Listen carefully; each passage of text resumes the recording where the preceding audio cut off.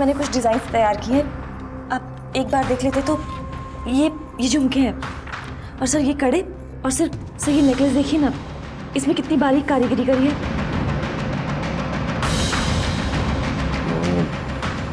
एक काम करो, ये कार्ड रखो, सामने कॉल करो।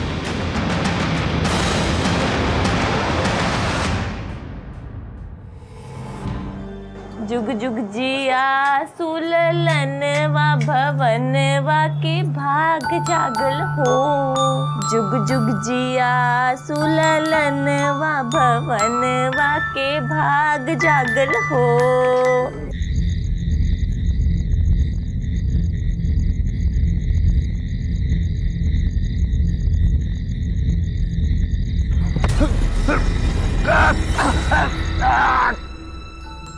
जुग जुग जिया सुललनवा लो दुदू आ गया। ललनवा लाल होई है फुलवा के दीपक, मनवा में आस जागल हो।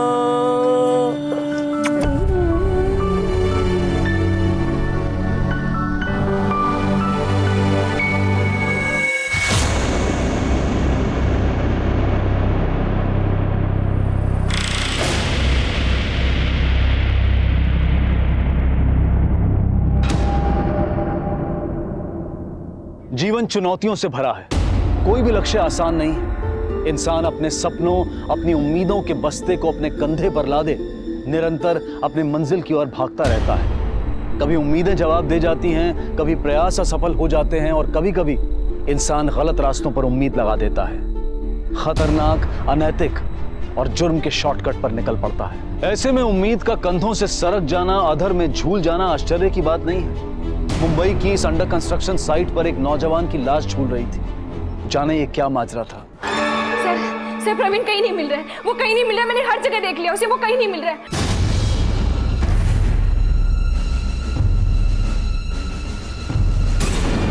ये प्रवीण क्या लगता है? मैं प्यार करती हूँ उसे, आई लव हिम। आप रिपोर्ट क्यों नहीं लिखते? रिपोर्ट लिखिए ना, उसे ढूंढिए। मैंने हर जगह देखा। वो रुकिए मैडम, गुमशुदगी की रिपोर्ट सूचना मिलने के 24 घंटे के बाद लिखी जाती है, तब तक सब्र कीजिए, आप आ जाएगा। क्या बकवास कर रहे हैं आप? उधर वो गुम हो गया, उसे ढूंढने की बजाय मुझे कानून बता रहे हैं। आप ढूंढिए उसे, ढूंढते क्यों नहीं उसे? क्या हो रहा है? क्यों शोर मचा रही हैं आप? Shut up, I said shut up. You shut up. ये थाना है, आपका घर नहीं। धीमी आवाज में बात करिए। और जोर से शोर मचाऊंगी, और जोर से, अगर आप प्रवीण को नहीं ढूंढेंगे तो।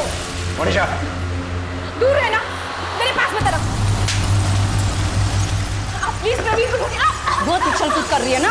लेके जाओ उसे, बुलाओ उसके माँ बाप को इधर। आप ढूंढते क्यों नहीं प्रवीण को? छोड़ो मुझे, प्रवीण को ढूंढिए आप। पुलिस वालों पे हाथ उठाया आपकी बेटी ने। माफ कर दीजिए सर, वो क्या है, जब उसको गुस्सा आता है तो उसका दिमाग खराब हो जाता है सर, बस। हमें माफ कर देना, बच्ची है। बच्ची नहीं है मैडम, अपने लवर की मिसिंग कंप्लेंट लिखवाने आई थी वो यहाँ। लवर? जी। कौन लवर सर? प्रवीण। प्रवीण? नहीं, प्रवीण तो भाई है उसका, अंशिका का चचेरा भाई। पर उसने तो हमें लवर बताया। नहीं सर, मुझे लगता है शायद सुनने में गलती हो गई है। वो उसका कजिन ब्रदर, मतलब मेरे बड़े भाई का बेटा है। अंशिका, प्रवीण क्या लगता है तुम्हारा?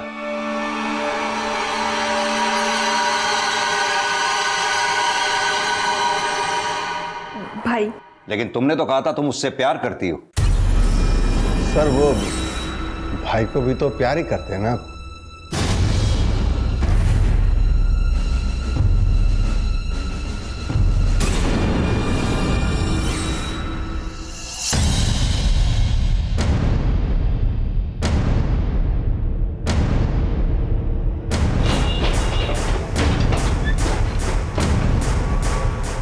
प्रवीण महाजन अभी तक आए नहीं सर, कल भी नहीं आए थे, और उनका फोन भी बंद आ रहा है।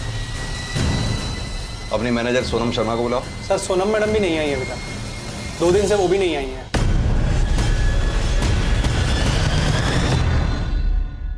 सर मैंने प्रवीण के घर भी पता किया, 2 दिन से वो वहां भी नहीं लौटा है। ये आपकी मैनेजर सोनम शर्मा कहाँ रहती है? इधर पास ही में, शक्ति नगर। एड्रेस दीजिए।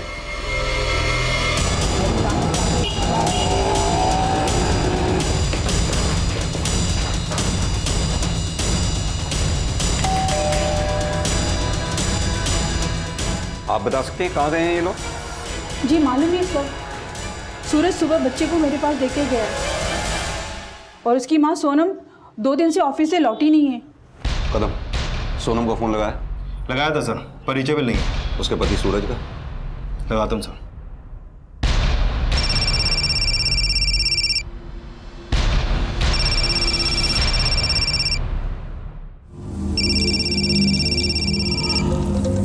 हेलो, सूरज शर्मा। अब सूरज शर्मा को फोन किया है तो सूरज ही बोलेगा ना। कहाँ हो तुम? हम कहीं भी हो, तुम कौन होते पूछने वाले? सब इंस्पेक्टर गोविंद कदम। कहाँ है तू? अरे साहब, मैं तो यहीं पर हूँ साहब। अरे भाई सही से पकड़, कंधे से हाथ निकल जाएगा मेरा। बीवी कहाँ है तेरी? क्या मालूम साहब। कब से लापता है? नहीं साहब, मेरी बीवी लापता नहीं हो सकती। वो तो हर वक्त काम काम काम, दिन में काम, रात में काम। साहब उसको फुर्सत ही नहीं लापता होने की। शिंदे, घर छोड़ के आओ। अरे चलिए आप लोग, चलिए जाइए। चलिए अपने अपने घर जाइए। सर अभी तो ये कुछ भी बोलने लायक नहीं है। कदम, एक बात समझ में नहीं आई। प्रवीण और सोनम दोनों ही गायब हैं, एक साथ एक ही दिन। इन दोनों के बीच कोई ना कोई कनेक्शन हो सकता है। ये प्रवीण और सोनम के दोनों के कॉल रिकॉर्ड्स निकलवाओ। सर,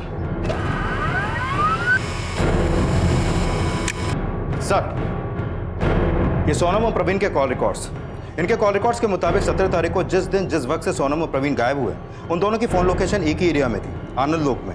और इन दोनों के फोन भी स्विच ऑफ एक साथ हुए। इन दोनों के बीच बातचीत का पैटर्न रेगुलर सा ही है, प्रवीण और सोनम।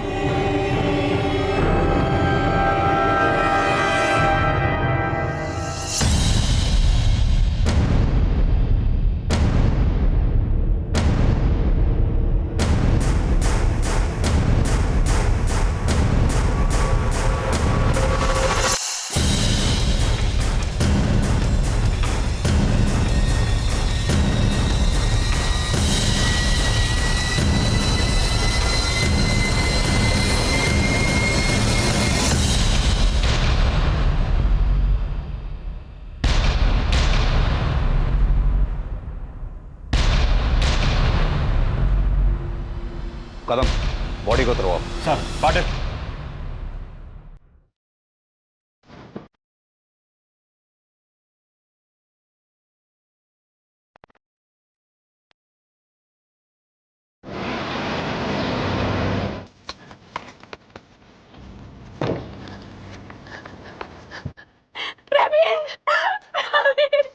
छुइए मत, छुइए प्लीज, लेके जाओ।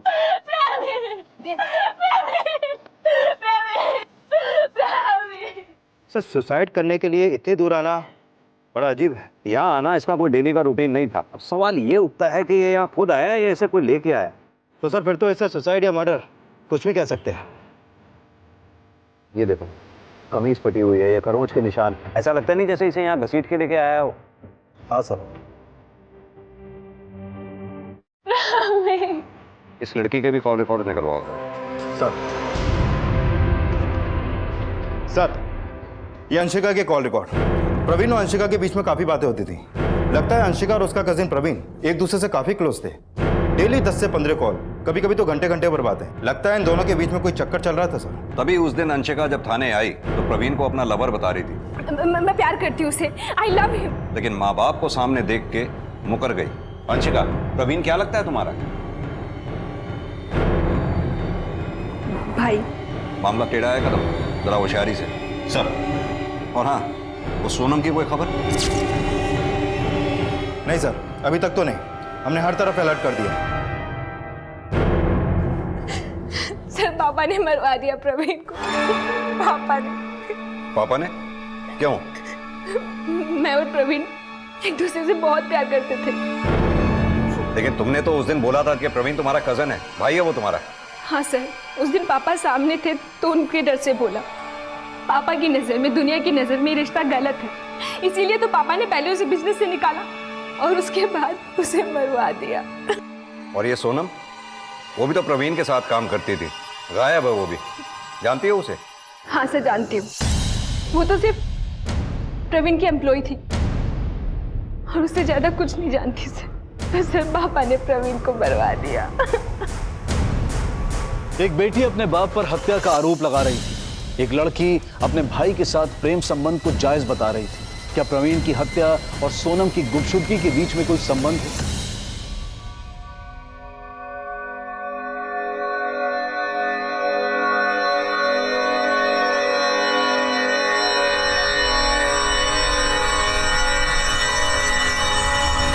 जी बिल्कुल नाराज थे सर।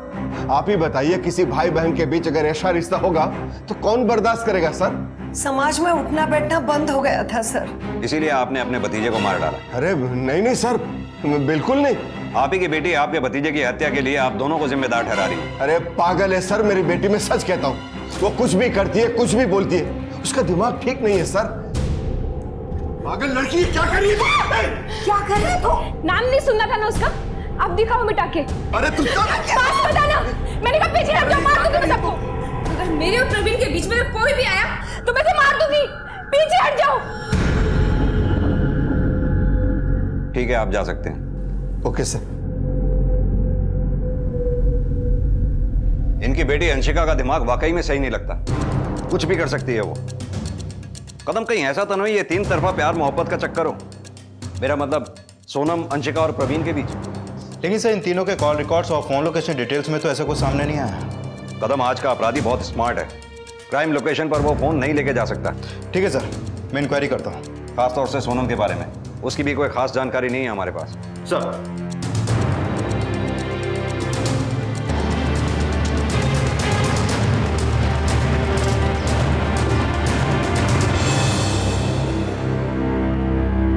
सर काम में तो बहुत सही है सोना मैडम, अपने प्रवीण सर का सारा बिजनेस संभाला हुआ है उन्होंने। उन दोनों के बीच कोई खास रिश्ता? नहीं सर, खास तो कुछ नहीं, बस काम का ही रिश्ता है समझ लीजिए। कोई लड़ाई झगड़ा हुआ तो उन दोनों के बीच? नहीं सर, कभी झगड़ते नहीं देखा उन दोनों को। सब पानी।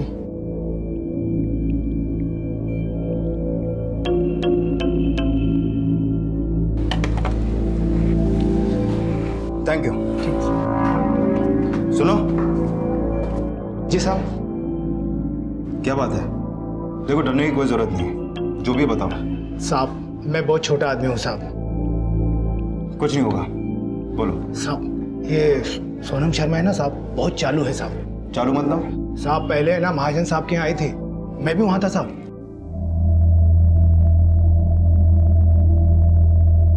साहब ये मोती, मनके, लच्छे, पायल हम सब बनाए अपने गांव में। आप एक बार देख लीजिए ना। देखो ये यहाँ पे खरीदी नहीं होती है, फैक्ट्री है हमारी, बहुत कुछ बनता है वहाँ पे। तुम इसे कहीं और ले जाकर बेचो, ठीक है? साहब हमें नौकरी दे दीजिए ना, हम बड़े अरमान लेकर आए अपने गांव से। नौकरी वोकरी नहीं है मेरे पास। साहब भले 4 पैसे कम दे दीजिएगा, पर हमें काम पर रख लीजिए, हमें बहुत जरूरत है काम की। अरे बोला ना नौकरी वोकरी नहीं है मेरे पास, चलो जाओ। पर साहब। माथुर साहब वो परचेस वाली फाइल सुबह रेडी करके रखना, बड़े साहब मांगेंगे।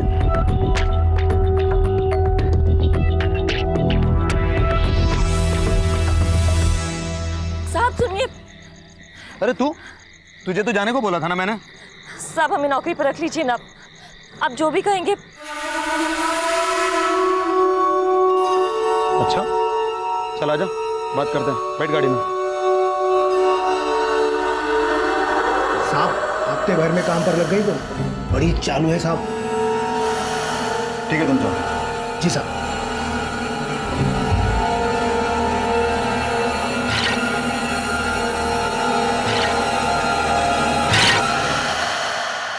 साहब झूठ बोल रहा है चपरासी, सब जलते हैं मेरी बीवी से साहब। जलते थे?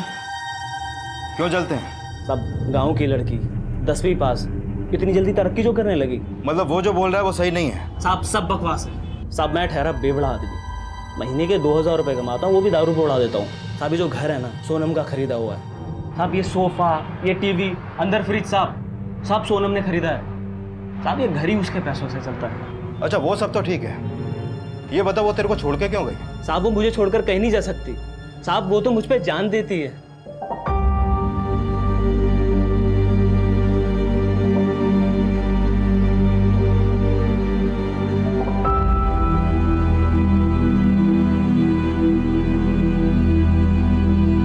तुम अपना बिल्कुल ध्यान नहीं रखते, यहाँ तबीयत तुम्हारी खराब होती है और जान मेरी निकल जाती है। सूरज उठो। हाँ। उठो, चलो घर चलते हैं। अरे आ गई मेरी सोनम। हाँ आ गई तुम्हारी बीवी, उठो। मेरी जानी आ गई लो, पकड़ लो। सोनम। बैठ जाओ। ये देख दारू पी के रोज का है। आज तक इसमें मुंह तोड़ दूंगा तेरा। छोड़ो उन्हें। बीवी है मेरी। संभाल के। हाँ पकड़ लो मुझे, पकड़ो। हाँ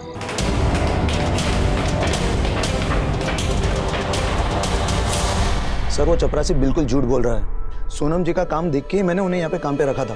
काफ़ी मेहनती है वो। सर एक बात कहूँ, यहाँ पे काफ़ी लोग हैं जो सोनम जी की तरक्की से जलते थे, और ये चपरासी है ना 2 नंबरी आदमी है सर। वो सिर्फ और सिर्फ सोनम जी से बदला निकाल रहा था। किस बात का बदला? रंगे हाथों पकड़ा था उसे चोरी करते हुए सोनम जी ने। पवन रुको। क्या हुआ मैडम? क्या ले जा रहे हो इसमें? खोलते मैडम, खाली डब्बा है। खोल के दिखाओ। खोल के दिखाओ। कुछ नहीं है मैडम। तो खोल के दिखाओ। लाओ। क्या हुआ मैडम? ये डब्बा है। हाँ सनक सवार थी, कईयों ने तो उसे बोलते हुए सुना था यहाँ पे। क्या? यही कि सोनम जी को और प्रवीण जी को छोड़ेगा नहीं, सबक सिखाएगा। सर मुझे तो लगता है ये चपरासी ने ही सोनम जी का और प्रवीण जी का कुछ किया है। और मुझसे गलती हुई थी, मैंने चोरी की थी और मैं उसके लिए माफ़ी भी मांग चुका था साहब। लेकिन क्या साहब मैं इसके लिए किसी को मारूंगा क्या साहब? साहब मैं अपने बच्चे की कसम खाता हूँ साहब, मैंने किसी को नहीं मारा है साहब। मैनेजर झूठ बोल रहा है। मैंने आपको बताया ना साहब, मैनेजर का और सोनम का रिश्ता था साहब। उसका तो वो चक्कर चल रहा था उसका। मैनेजर तो क्या साहब, उसने महाजन साहब को भी नहीं छोड़ा साहब। क्या? हाँ साहब, परवीन साहब ने अपना काम अलग से नहीं किया था साहब। वो भी महाजन साहब के साथ ही काम करते थे जब उनकी कंपनी नहीं बनी थी। काका ये पिछले हफ्ते की से पिछले 4 महीने में सबसे ज्यादा। गुड। अरे तुम रहने दो ना, हम बनाते हैं। वेल डन, बधाई हो भाई। काका बधाई मुझे नहीं, इसे दीजिए। ये सोनम है, पिछले हफ्ते ही आई है, बहुत मेहनत कर रही है। सर मैंने इसे काम पे लगाया है। सर शक्कर 1 चम्मच ना। हाँ, लेकिन तुम्हें किसने बताया कि मैं सिर्फ 1 ही चम्मच लेता हूँ? काका सब पता है इसे, काफी टैलेंटेड है, ऑफिस का काफी काम संभाल रखा है इसने। गुड। आइए दिनेश जी। सर ये आपकी चाय। Thank you.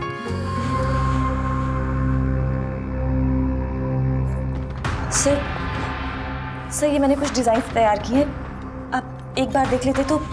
ये झुमके हैं, और सर ये कड़े, और सर ये नेकलेस देखिए ना, इसमें कितनी बारीक कारीगरी करी है।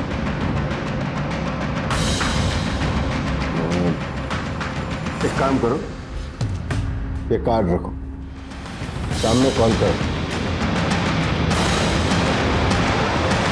महाजन साहब के साथ शाम को ही एक मुलाकात के बाद सोनम की काया पलट हो गई थी।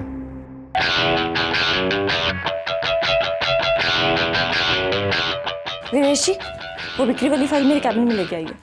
Okay ma'am. 1 कप चाय 3 चम्मच चीनी के साथ।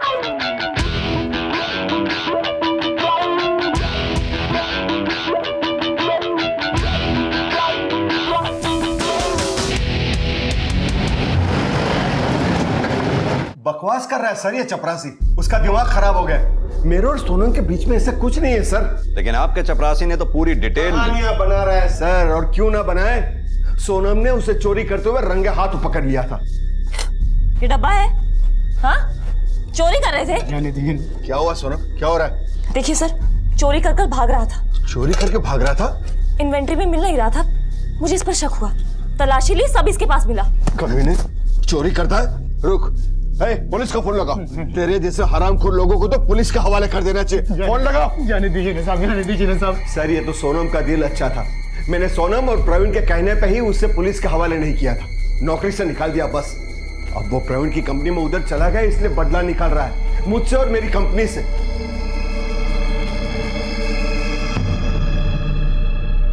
किसी भी इंसान को समझ पाना आसान नहीं है, लेकिन किसी व्यक्ति के बारे में एक नजरिया कायम कर लेना भी गलत है। सूरज के लिए सोनम एक आदर्श बीवी, एक प्रोफेशनल और उसकी जिंदगी का एक इंपॉर्टेंट हिस्सा थी। लेकिन सोनम के दायरे में ऐसे कई लोग थे जो उसके बारे में बिल्कुल उलट राय रखते थे। एक औरत जो एक नहीं कई मर्दों के साथ नाजायज संबंध बनाए हुए थी। एक लड़की जो अपनी महत्वाकांक्षा के लिए हर मर्यादा को पार कर सकती थी। पुलिस के लिए सोनम की सच्चाई साबित करना, सोनम की गुमशुदगी और प्रवीण की हत्या की गुत्थी को सुलझाना निहायत जरूरी था। घर और ऑफिस के अलावा बस अब एक पड़ोसी बचा था जो पुलिस को सोनम के बारे में सही तस्वीर दिखा सकता था। पुलिस ने सोनम के पड़ोस में लोगों से बात की तो ज्यादातर का कहना था कि सूरज भले ही शराबी था, जो कमाता था दारू में उड़ा देता था, पर वो अपनी बीवी सोनम से बहुत प्यार करता था और सोनम भी अपने इस शराबी पति की बहुत सेवा करती थी, उससे बेइंतहा प्यार करती थी। पुलिस ने सोनम और प्रवीण के सभी बैंक अकाउंट्स और ट्रांजैक्शंस की डिटेल में तहकीकात की। होटलों में ठहरना, खाना पीना, खर्चे सभी चेक किए गए, लेकिन इनमें से किसी से भी इस बात का कोई सुराग नहीं मिला कि सोनम का प्रवीण के साथ या फिर किसी और के साथ कोई अफेयर चल रहा हो। ये केस पुलिस के लिए एक पहेली की शक्ल अख्तियार करता जा रहा था। क्या प्यून दिनेश सरासर झूठ बोल रहा था, और अगर हाँ तो क्यों? किसने मारा था प्रवीण को, और इस वक्त सोनम कहाँ है?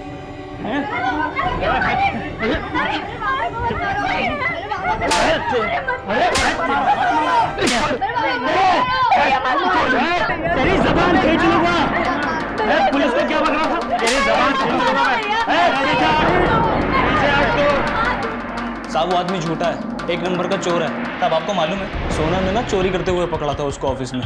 मैंने खुद ही बोला था ना साहब, मैंने चोरी की थी साहब, पर इसका ये मतलब नहीं कि मैं कुछ भी गलत करता रहूँगा साहब। और जिसने मलाई खाई है साहब, वो खुद से कैसे मानेंगे साहब? साहब एक बार मुझे जाने दो उस चपरासी के पास, इतना मारूंगा उस चपरासी को, मेरी सोनम का नाम खराब किया। अंधा है साहब वो बेवड़ा उस औरत के प्यार में अंधा है, और वो उसकी औरत एक नंबर की चालू है साहब। मैं तो बोलता हूँ साहब, उसका परवीन साहब से चक्कर चल रहा था साहब, नहीं तो परवीन साहब उसे अपनी नई कंपनी में क्यों लेकर आते, वो भी 3 गुना तनख्वाह में साहब। सोनम तुम मेरे साथ चलो, मेरे लिए काम करो, अपनी खुद की कंपनी डालूंगा मैं। क्या बकवास करते हो प्रवीण? ये मेरी कंपनी की एम्प्लॉई है, ओके? एम्प्लॉई है मगर अब नहीं रहेगी। तुम चलो, यहां से 3 गुना ज्यादा तनख्वाह दूंगा तुम्हें मैं। नहीं सोनम। सोनम बोलो।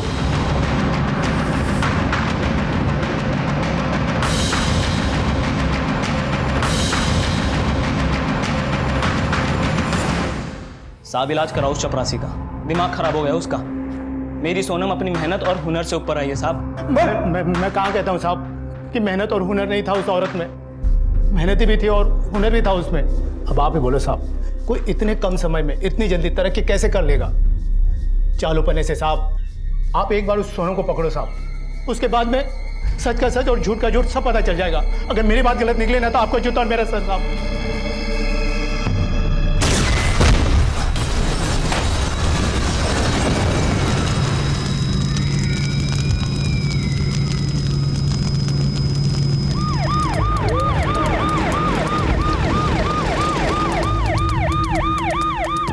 सिलेंडर ब्लास्ट हुआ, 5 लोगों की मौत हुई है, 2 आदमी 2 औरतें और 1 बच्चा, और 8 लोग घायल हैं।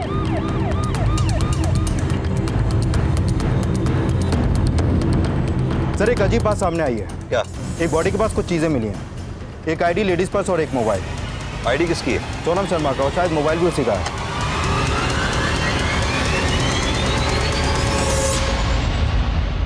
बस्ती में आग, आग में झुलसी औरत की एक लाश, और लाश के पास सोनम के नाम का आइडेंटिटी कार्ड, मोबाइल और कुछ सामान। ये सब पुलिस को कुछ अजीब उलझन में डाल गया। प्रवीण की हत्या की पहेली अब भी अनसुलझी थी। पुलिस को शक था कि प्रवीण का संबंध सिर्फ अंशिका से ही नहीं, शायद सोनम के साथ भी था। सोनम और अंशिका अब दोनों उसकी हत्या के आरोपी थे। लेकिन पुलिस को सोनम की लाश मिल गई थी, यानी कि शक की सुई पूरी तरह से अंशिका पर आकर रुक गई थी, और सोनम के नाजायज संबंधों के हवाले ने सोनम के पति सूरज को भी शक के दायरे में लाकर खड़ा कर दिया था। खुशी बेटा, खुशी बेटा दूध पी ले बेटा। बेटा मानते तुम्हारी नजर अम्मा को ढूंढ रही है, हम पियक्कड़ हैं बेटा, बेवड़े हैं, पर बेटा ये सब भूल के थोड़ा दूध पी ले बेटा, तबीयत खराब हो जाएगी वरना बेटा। बेटा दूध पी ले बेटा, थोड़ा सा दूध पी ले बेटा। अच्छा बेटा, आ रही अम्मा, आ रही अम्मा, आ रही बेटा, ले ले ले। अच्छा बेटा। नमस्ते साहब। नमस्ते साहब, इसकी माँ मिली क्या साहब? एक लाश मिली है सूरज, तुम्हें हमारे साथ चलना होगा उसकी पहचान करने के लिए। लाश? हाँ। नहीं साहब, वो मेरी बीवी नहीं हो सकती, वो कोई और होगी साहब। अब एक बार ध्यान से देखो। लेकिन पहचान करने के लिए तो चलना पड़ेगा ना साहब। मेरी बीवी मर नहीं सकती साहब, नहीं वो नहीं मर सकती। अरे सूरज, आप तुम्हें जाओ साथ साहब, में आप चलना जाओ पड़ेगा। आप जाओ।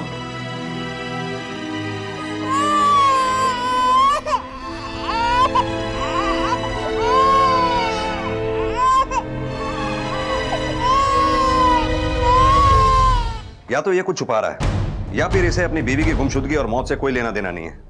कदम, मुझे तो अब भी ये मामला 3 लोगों के बीच का लगता है, अंशिका, सोनम, प्रवीण, जिसमें से 2 लोग मारे जा चुके हैं और अब हमारे सवालों का जवाब तीसरा जना ही दे सकता है। यानी अंशिका महाजन। करेक्ट। एक काम करो, तुम सोनम के परिवार में से किसी को भी बुला के उस लाश को आइडेंटिफाई करवाओ। मैं इस अंशिका महाजन से बात करता हूँ। सर। तुम फ्रेंड हो इसके? जी सर। बॉयफ्रेंड? नहीं सर, सिर्फ फ्रेंड्स। एक्चुअली हम कॉलेज में साथ में। तो प्रवीण की हत्या में तुम भी इसके साथ? ये क्या बोल रहे हैं सर आप? मैं प्रवीण की हत्या करूंगी? मैं उससे प्यार करती थी, बहुत प्यार करती थी। उसी प्यार के लिए अपनी फैमिली से लड़ रही थी। और सोनम? मैं नहीं जानती उसे। मैं बस इतना जानती हूँ कि वो पापा की कंपनी में काम करती थी और प्रवीण के साथ। देखिए सर, हम आपको पहले भी बता चुके हैं, 17 को जिस दिन प्रवीण की डेथ हुई थी उस दिन हम कॉलेज में थे। और 20 को? 20 तारीख को? सर 20 तारीख को क्या हुआ था? 20 तारीख को सोनम की लाश मिली थी हमें, वो भी जली हुई।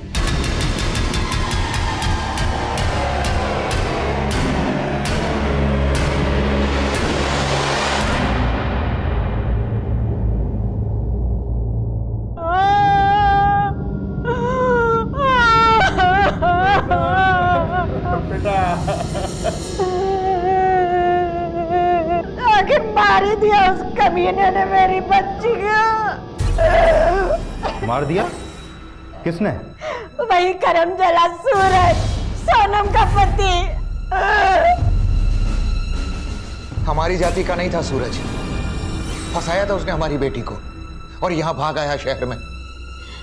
पूरी बिरादरी में मुंह दिखाने लायक नहीं रहे साहिब हम। बिरादरी से बाहर निकाल दिए गए थे, इज्जत उछल गई थी हमारी। और वो बेवड़ा कोई काम नहीं करता था, उल्टा मेरी बेटी कमा के खिलाती थी उसको, और बदले में वो क्या देता था? लात घूंसे। झूठ बोल रहा है साहब बुढ़ा। हाँ, हम दोनों गांव से भागे थे, पूरा समाज हमारे खिलाफ हो गया था तो हमने भाग के शादी कर ली। पर ये क्या इज्जत की बात कर रहे हैं? मेरी बीवी मुझे कमा के खिलाती थी तो पैसे तो उनको भी भेजती थी। बेटी का दिया हुआ खा रहे थे तब इज्जत नहीं गई उनकी। नोच नोच के खा गए साहब अपनी बेटी को। तो क्या हो गया, बेटी से जो पैसे ले लिए तो? और वैसे भी बेटी की कमाई पर माँ बाप का हक होता है ना साहब। बेटी हमें अपनी मर्जी से पैसे भेजती थी साहब, हमने कभी मांगे नहीं उससे। और यही बात सूरज को खटकती थी और इस वजह से मारता था हमारी बेटी सोनम को वो। और आखिर मार ही दिया उसने उसे साहब। ठेके पे पड़ा रहता है दिन भर, पर बीवी पर हाथ नहीं उठाया उसने कभी। सोनम के माँ बाप तो जब गांव से आते सूरज को जली नहीं करते रहते थे। सूरज ने कभी पलट के सोनम के माँ बाप को जवाब नहीं दिया, सिर्फ इसलिए कि वो अपनी बीवी की बहुत इज्जत करता था। साहब अगर मैं उसके परिवार से इतनी नफरत करता तो उसकी छोटी बहन और उसके पति को मैं यहाँ आने देता? उसके पति को नौकरी दिलवाने में मदद करता साहब क्या मैं? उसकी बहन भी इधर ही रहती है? हाँ साहब, उसकी छोटी बहन सीमा और उसका पति सुनील। बड़ी बहन की मौत हो गई और अब तक सामने नहीं आए वो लोग? कहाँ रहते वो?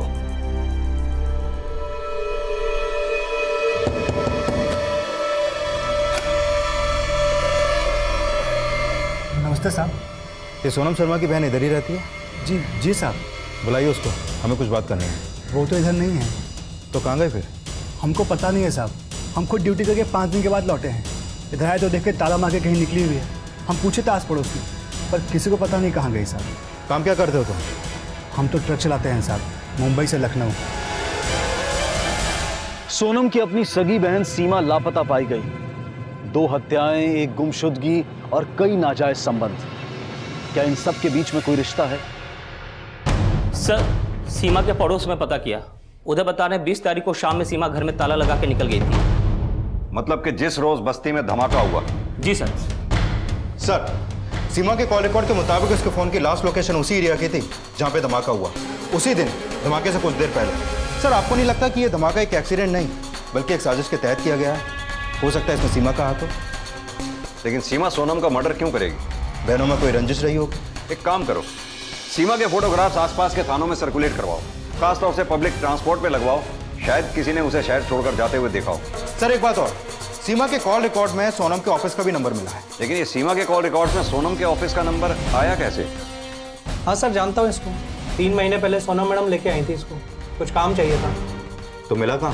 प्रवीण सर बोले कि रख लो, बट सर बहुत ही बकवास वर्कर थी, एक नंबर की कामचोर और आलसी। क्या है ये? सारा का सारा माल डिफेक्टिव है। तुम्हें काम पे रखा क्यों था मैं? कि क्लाइंट के पास सारा माल जांच परख होने के बाद जाए, और तुमने क्या भेजा उनको? ये सब सारा माल वापस आ गया और वो अपने पैसे वापस मांग रहे हैं। पर सर मैंने तो जांच की थी। बकवास बंद करो और निकल जाओ यहाँ से। पता नहीं कहाँ से आ जाते हैं।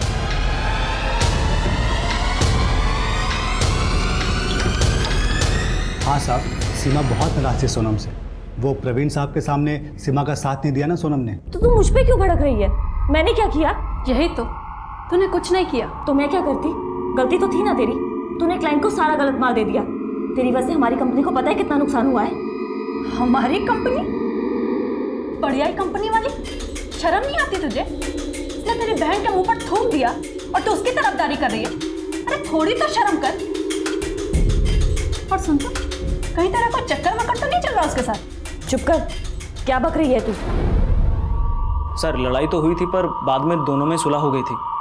दोनों बहनों में बड़ा प्यार था साहब। क्या दीदी, अभी भी नाराज हो क्या मुझसे? माफ कर दो ना।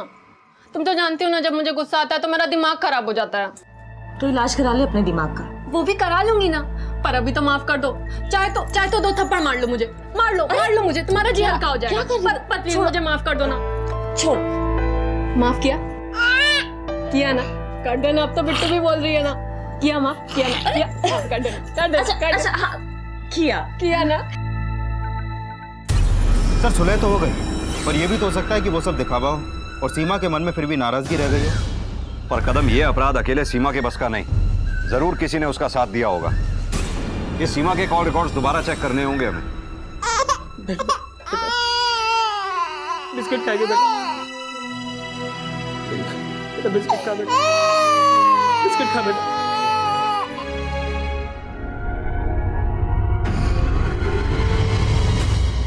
सर सीमा के कॉल रिकॉर्ड से तो लगता है कि वो किसी डॉक्टर मधु कुमारी के पास जाया करती थी।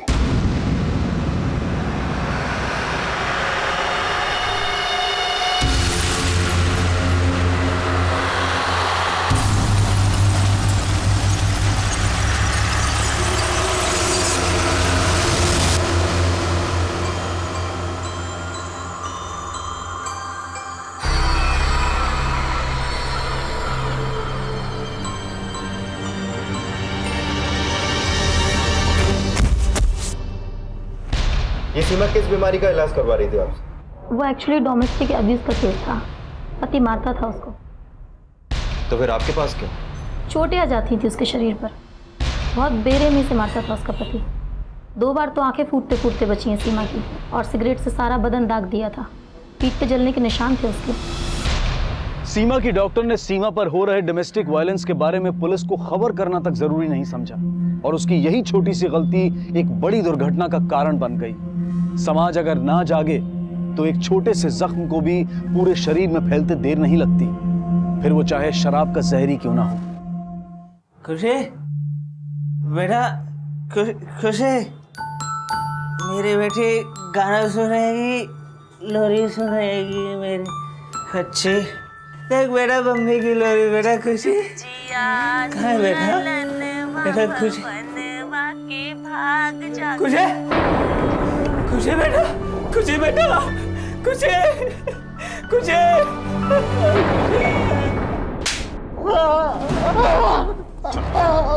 बताते साहब। हाँ साहब, हम सीमा को मारते थे साहब। और बाद में फिर सीमा को मार ही दिया है ना? नहीं साहब, हम नहीं मारे सीमा को। जानते तो फिर कहाँ है सीमा? मालूम नहीं है साहब। तूने ही सीमा को मारा और बाद में प्रवीण और सोनम को भी। हम किसी को नहीं मारे हैं, और उस प्रवीण को क्यों मारेंगे साहब? हम तो उसको जानते भी नहीं थे साहब। साहब हत्या हुई है हमसे, हत्या की हमने साहब। क्या बकवास कर रहा है? किसको मारा तूने? अपनी बेटी को साहब। अब गोद कड़ी लगाओ साहब। हमसे ज्यादा बर्बाद आदमी इस दुनिया में कोई नहीं है। हम अपनी बीवी के लायक भी नहीं है साहब। तभी तो वो हर मर्द के साथ सोती थी। प्रवीण, महाजन, मैनेजर, सबके साथ बिस्तर गर्म किया उसने साहब। पर साहब मुझे लगा कभी तो उसकी पैसों की भूख, बड़ा बनने की भूख खत्म होगी और वो सिर्फ मेरी होगी। इसलिए साहब इंतजार करता रहा उसका, पीता रहा, झूठी उम्मीद में जीता रहा कि कभी तो लौटेगी सोनम अपने सूरज के पास।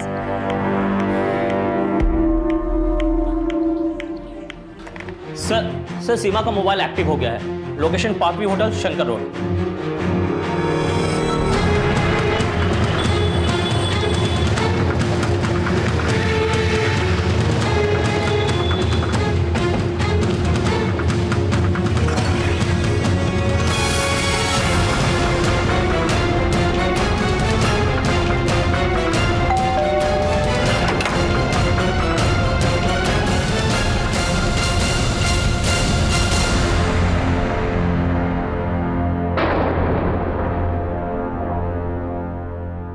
साहब, मैं अच्छे से जानती हूँ अपने पति को।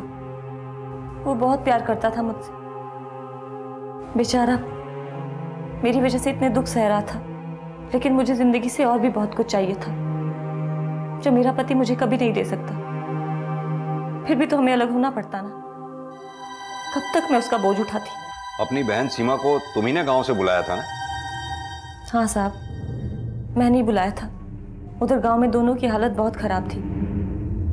यहाँ मैंने उसके पति को नौकरी पर लगवा दिया, लेकिन उसने मेरी बहन की जिंदगी नर्क बना दी थी। उसे हर छोटी बड़ी बात पर मारता था। वो बेचारी डॉक्टर के पास जाकर पट्टी कराती, फिर मुझे फोन करके फूट फूट कर रोती थी। बहुत शक्की है सुनील। सीमा उस जिंदगी से बाहर निकल जाना चाहती थी, और फिर उस रोज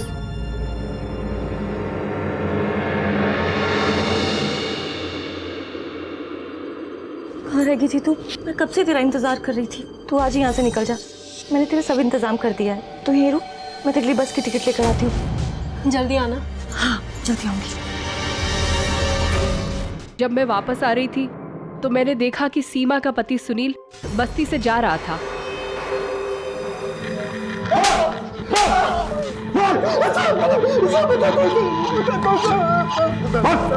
बताते हैं साहब। सीमा के भागने का प्लान बना रही थी साहब। हम खुद उसको फोन पे बात करते हुए सुने थे। आ जाऊंगी मैं, जरूर आऊंगी। तंग आ गई हूँ मैं जिंदगी से। हमको लगा साहब सीमा अपने किसी आशिक से बात कर रही है। हम उसका पीछा किए साहब, तो देखिए वो बस्ती में किसी झुग्गी के अंदर चली गई। हमको समझ नहीं आता साहब कि हम क्या करें। उधर बाहर एक गैस का सिलेंडर पड़ा था साहब, उसका गैस लीक करके तीली मार दिया साहब।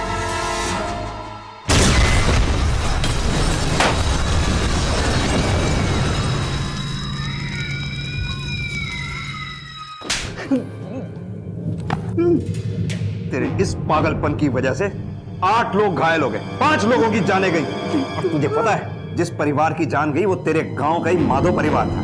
मासूम बच्चे को मार डाला तूने। कदम, ये सीमा का पति सुनील इंसान नहीं, राक्षस है, राक्षस। हाँ सर, असली राक्षस।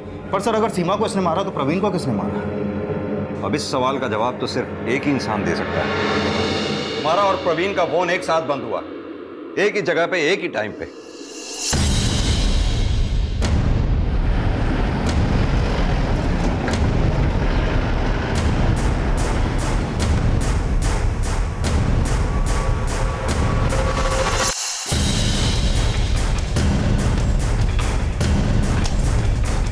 सर आप कौन है?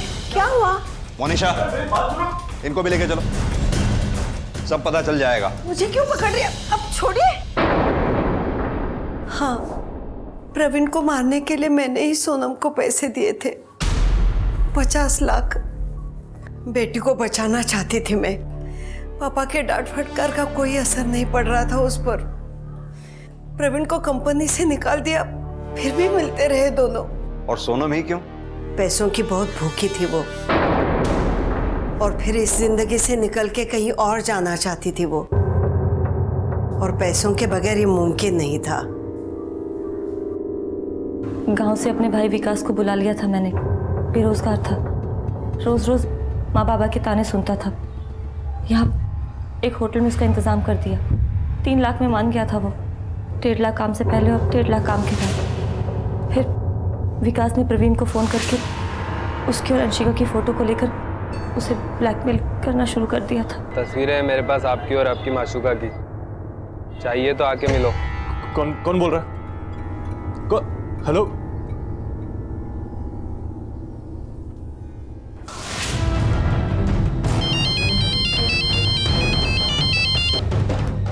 हेलो?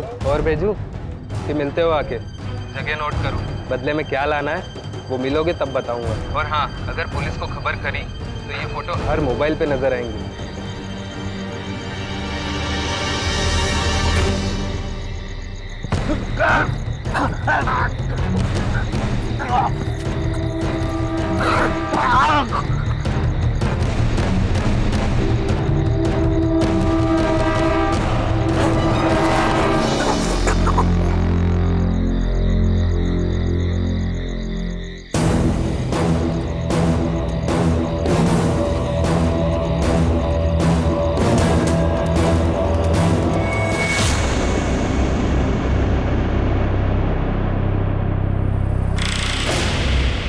अब इसे हमने नहीं मारा दीदी, इसने आत्महत्या की है। ये काम होने के बाद बस शहर से निकलना बाकी रह गया था, लेकिन उससे पहले मुझे सीमा का इंतजाम करना था।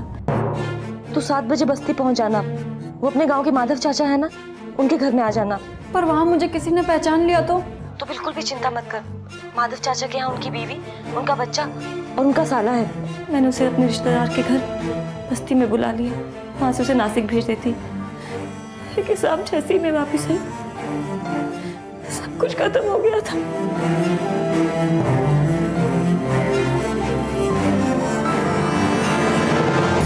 कुछ देर तो उसकी लाश के आगे बैठकर खूब रोई, फिर पता नहीं क्या मन में आया और लगा कि वो मरकर मुझे गुमनाम करने का इंतजाम कर गई हो।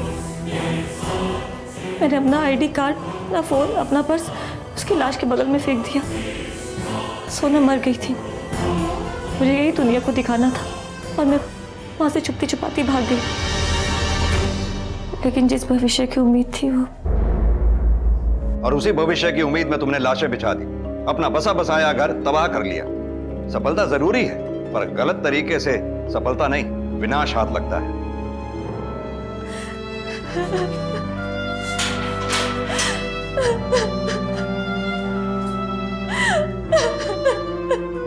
हर रिश्ता नियमों पर चलता है। अलग अलग रिश्तों के अलग अलग नियम होते हैं। कुछ नियम सामाजिक होते हैं, कुछ नेचुरल होते हैं। लेकिन नियमों से द्वंद्व, नियमों से खिलवाड़, नियमों का उल्लंघन दुख, विपदा और अपराध का कारण बन सकता है। और ऐसा ही कुछ हुआ था अंशिका और प्रवीण के जीवन में। वहीं दूसरी तरफ महत्वाकांक्षा और उम्मीद के घोड़े पर सवार सोनम नेक रास्ते को छोड़कर गलत रास्ते पर चल पड़ी। जीवन और उम्मीद का रिश्ता नेकी और मेहनत के नियमों पर टिका होता है। एक रिश्ते की मर्यादा का उल्लंघन और नतीजा मौत और बर्बादी। सोनम और उसके भाई विकास को आईपीसी की धारा 302 के तहत आजीवन कारावास की सजा सुनाई गई। इस पूरे प्रसंग में कई मासूम बेमौत मारे गए। बस्ती के उन 4 लोगों के परिवार और सूरज और सोनम की बिटिया का आखिर क्या दोष था? वैसे तो सूरज का भी कोई बहुत बड़ा दोष नहीं था। उसका दोष शायद सिर्फ यही था कि उसकी दुनिया उम्मीद पर कायम थी, पर उसकी गलत उम्मीद उसके विनाश का कारण बन गई। अब मैं अनूप सोनी आपसे विदा लेता हूं। फिर मुलाकात होगी अगले एपिसोड में एक और चौंका देने वाले केस के साथ। तब तक अपना और अपने परिवार का ख्याल रखें और देखते रहें क्राइम पेट्रोल डायल 100। सबक एक को सीख हम सबको। जय हिंद।